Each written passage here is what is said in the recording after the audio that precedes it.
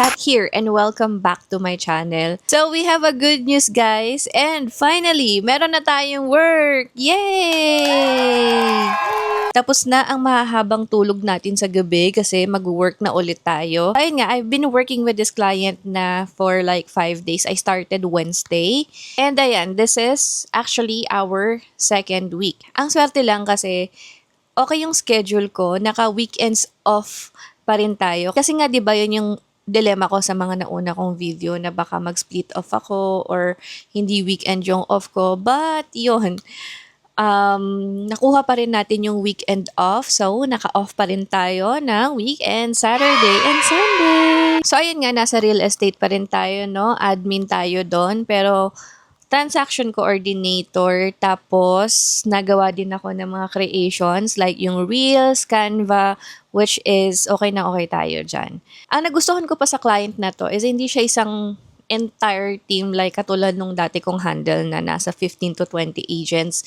Bale, 3 lang sila. Siya, yung anak niya, at saka meron siyang pinsan or pamangkin yata. And they are really good. They're really nice kausap.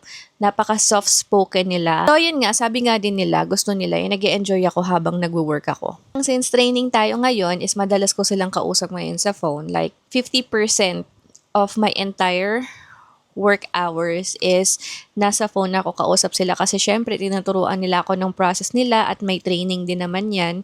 Hindi naman natin basta-basta yan makukuha though meron na tayong experience sa real estate, sa transaction coordinator. Pero ang nagustuhan ko kasi sa client na to is tuturuan kanya mula dun sa pinaka dapat mong malaman. Kung dati hindi natin alam kung bakit ba natin tong ginagawa, yung mga bagay-bagay sa transactions, this time parang matututunan ko talaga siya kasi itinuturo niya talaga isa-isa at yung importance ng mga bagay-bagay kung bakit ginagawa yun. Actually, may mga tinuro nga siya sa akin na nagulat ako kasi ayun pala yung importance nun. Like, alam nyo yun, kaya pala hindi siya dapat basta-basta at dapat very mabusisi ka pagdating sa mga kontrata sa real estate. Ayun, ang bait lang nila. Actually, nung una, hesitant pa nga ako kasi ayoko na talaga mag-transaction coordinator. Pero parang ngayon, may enjoy ko siya kasi matututunan ko na siya lahat-lahat. At walang pa-epal na tagapagmana dito ha, kasi ako lang yung Pinoy na VA nila. Tapos yung pinaka-boss ko is nasa 60s na. Kaya, she really needs help daw when it comes to AI, yung mga bagong technology natin, Canva. Kaya tuwan-tuwa siya na marunong ako sa Canva at marunong din ako mag-edit ng videos. Dati talaga, nung transaction coordinator ako, parang trabaho lang ako ng trabaho, sunod lang ako ng sunod kung ano yung sasabihin nila. But this time, may say ka talaga sa ginagawa nila. Kung nasa real estate ka, dati, hindi ko talaga naiintindihan yung part na maglilist ka ng property doon sa platform nila, sa MLS. Pero ngayon, medyo nagigets ko na kung saan kukunin yung mga details, kung paano gawin yon, kung paano gawin yan. Like, ano ba yung mga dapat kong nilalagay at ano yung mga dapat na hindi ko nilalagay. And ang gusto ko pa, hindi ako yung magsasubmit. I-check muna nila at sila yung magsasubmit. Ayaw daw kasi nila na maramdaman ko na guilty ako kapag halimbawang may mali doon sa listing. Kaya, ang gagawin ko lang is to fill out everything and then sila ang magsasubmit. Super hands-on din kasi yung mga boss ko now. Like, hindi sila masyadong palaasa sa mga virtual assistant nila. At saka sobrang busy din nila sa buhay nila. Pero kahit na busy sila, every time na may tanong ako, is ang bilis nilang mag-reply kasi ganun daw talaga sila. Gusto nila kapag may tanong, sagot agad. Kaya hindi ako nahihirapan. Kanina nga may tanong ako dun sa pamangkin ng pinaka-boss ko about sa isang deal or transaction.